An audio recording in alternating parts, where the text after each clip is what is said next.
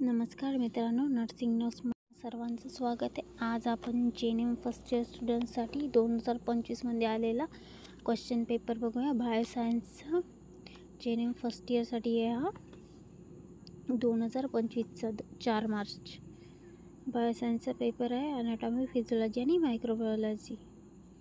चला तर सुरुवात करूया आजच्या क्वेश्चन पेपरला।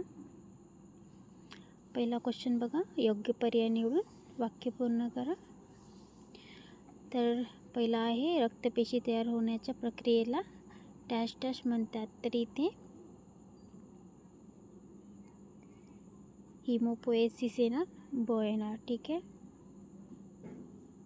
टिक करून घ्या। यावेळेस 2025मध्ये MCQ खूप हार्ड आलेला आहे, तर थोडा अभ्यास करा। ठीक आहे, तसं दुसरं बघा, शरीरातील डॅश डॅश हे सर्वात लांब व जाड हाड आहे। तर इथे ड येणार, फिमर। लक्षात ठेवा। तसंच तिसरं बघा, वेस्टिब्युलोक्लॉलियर ही डॅश डॅश संवेदी मज्जातंतू आहे। तर इथे श्रवण येणार। ठीक आहे, तसंच चौथं बघा, रक्तबिंबिका डॅश डॅश यामध्ये नाश पावतात। तिथे पहिला येणार। ठीक आहे, तसंच पाचवं बघा, CSF हे सातत्याने डॅश डॅशच्या द्राराने स्त्रवत असते। तर इथे ब येणार, 0.5 मिली। ठीक आहे, तसंच योग्य शब्द जोडून जोड्या बघू आपण। पहिला आहे अगट मायट्रोकार्डिया। तर इथे ड येणार, पेशीची शक्ती स्थान। ठीक आहे, लक्षात ठेवा। हे न्यूरॉन येणार, दुसरा आहे न्यूरॉनला येणार मायलिन आवरण, क येणार। तिसरं बघा, इंट्रिन्सिक फॅक्टर। तर याला ब येणार, जठर ग्रंथी। तसंच बघा चौथं, लॅरिंक्सचा उंचवटा। तर याला ॲडम्स ॲपल येणार। ठीक आहे, तसं बघा SA नोट। तर याला नैसर्गिक पेसमेकर। ठीक आहे, आता चुकी बरोबर बघूया आपण।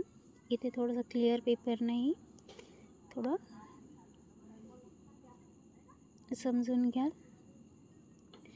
स्पष्टीकरण देते मी खाली स्पष्टीकरण दिलेलं असेल ते बघून घ्या। तुम्हाला जर इथे ओळखून असेल तर बघा, खालील विधाने चुकी बरोबर ते लिहा।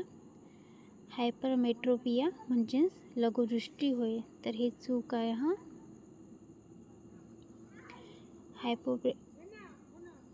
हायपरमेट्रोपिया म्हणजेच दूरदृष्टी होय। ठीक आहे, तर हे लघुदृष्टी होय। लघुदृष्टी म्हणजेच जवळची दृष्टी होते। तर हे चूक आहे, दूरदृष्टी असते हायपोमेट्रिया म्हणजेच। दुसरं बघा, सिक्कम हा मोठ्या आतड्याचा पहिला भाग आहे, बरोबर आहे। तसंच ॲटलस हा पहिला सर्वायकल वर्टिब्रा आहे, हे पण बरोबर आहे। तसंच चौथं बघा, एकत्र बांधलेल्या एक्झॉनच्या बंडलला मज्जातंतू म्हणतात। तर हे पण बरोबर आहे। पाचवं बघा, आंत्रपुच्छ डाव्या इलायक फोसामध्ये स्थित आहे। तर हे चूक आहे। ठीक आहे, अपेंडिक्स उजव्या इलायक आहे फोसामध्ये स्थित आहे। ठीक आहे, उजव्या फोसामध्ये स्थित आहे, डाव्या नाही। ठीक आहे, हे लक्षात ठेवा। याला अपेंडिक्स म्हणतात। इलायक उजव्या फोसात असते। तसेच बघा, टिपालियामध्ये काय काय आलेलं आहे। 15 मार्काला टिपालिया आले आहे। कुठले तुम्हाला 3च लिहायचे। त्यात तुम्हाला सांध्याचे वर्गीकरण, क्रेनियल नसा, हृदयचक्र, मूत्रपिंडाचे कार्य, निर्जलीकरण। तर तुम्ही हे सगळे करून जाल। हा जे आता समोर पेपर एक्झाम होणार आहे, तर जेवढे क्वेश्चन पेपरमध्ये टिपालिया आलेले आहे ते सगळे 5च्या 5 करून वाचून जाल। याच्या आधी पण पेपर टाकलेले आहे, तर ते बघून घ्या। तसेच खालील प्रश्नाची उत्तरे लिहामध्ये बघा, नेफ्रांची सुबक आकृती काढायची, तर आकृत्या पूर्ण पाठ करून जाल। ठीक आहे, खूप इम्पॉर्टंट असते आकृती काढणे. तसंच अंतर्गत व बाह्य श्वसनाविषयी सविस्तर लिहा ते पण आलेलं आहे. नर व मादा यांची प्रजनन संस्थेत द्रव्याची यादी लिहा ते पण आलेलं आहे. खालील प्रश्नाची उत्तरेमध्ये बघा काय आलेलं आहे.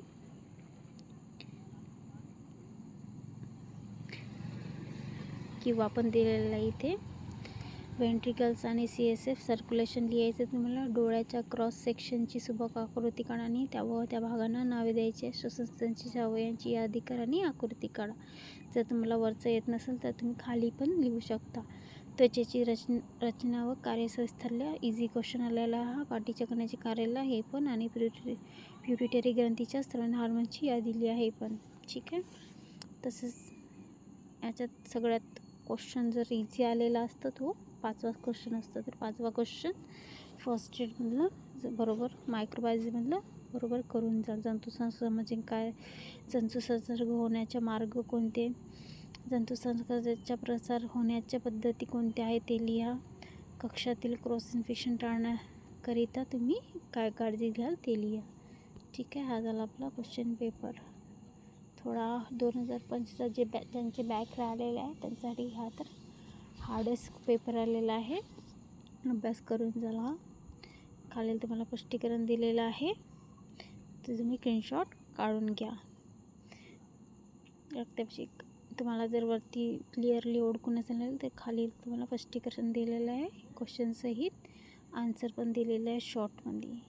ठीक आहे. तर क्वेश्चन हे लिहून घ्या तुम्ही बुकमध्ये, नोटमध्ये उतरवून घ्या स्पष्टीकरणासोबत. हे रिकाम्या जागा आहे, स्पष्टीकरण पण दिलेलं आहे तुम्हाला समजण्यासाठी. ठीक आहे. जोड्या जुळवा पण बघा, स्क्रीनशॉट काढून घ्या.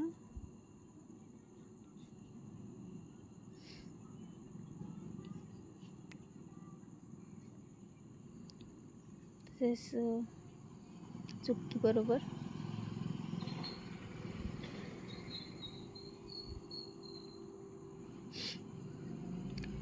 तुम्हाला अभ्यास करायचा आहे तर तुम्ही क्वेश्चन पेपर म्हणूनच सहसा अभ्यास करा, कारण की खूप क्वेश्चन पेपर रिपीट केला जाते आणि तसे MCQ पण खूप प्रमाणात रिपीट केलेला जाते.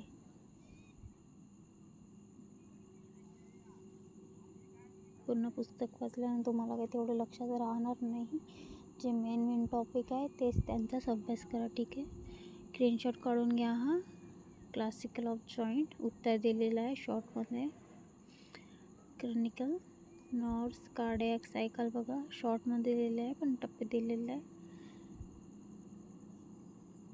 नेफ्रॉनची आकृती त्यांचे नाव दिलेलं आहे, आकृती काढलेली नाही आहे इथे.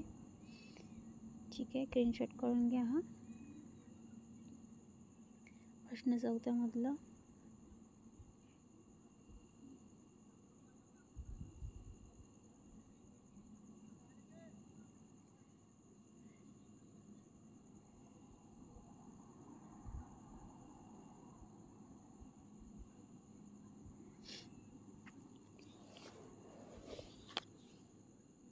स्टडी कसा करायचा ते तुम्हाला सांगून देते. जेवढेही क्वेश्चन पेपरमध्ये 2008 पासून ते 2025मध्ये जेवढेही क्वेश्चन पेपर उतरले आहे त्यांचे क्वेश्चन पेपर तुम्ही आपल्या नोटबुकमध्ये सोडवून घ्या आणि ते 1-2 वेळा वाचा, कारण की मी पण तसंच केलेलं आहे आणि मला चांगले मार्क्स पडलेले आहे या क्वेश्चनमध्ये, या पेपरमध्ये पण, आणि 4 पेपरमध्ये.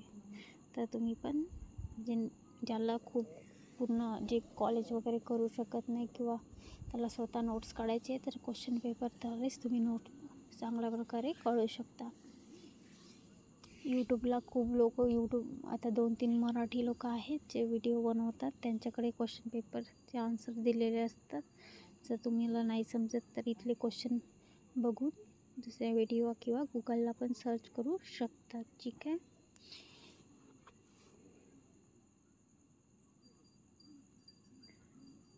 चला तर अभ्यास करा, कारण की 2025 पासून खूप स्ट्रिक्ट पेपर यायला चालू झालेलं आहे.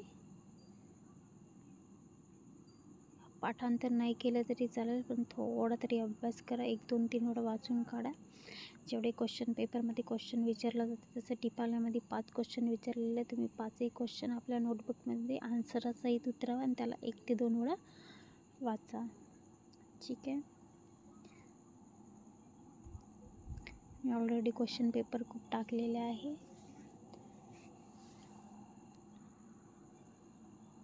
ठीक आहे मित्रांनो, धन्यवाद. काही क्वेश्चन असल्यास कमेंट करा.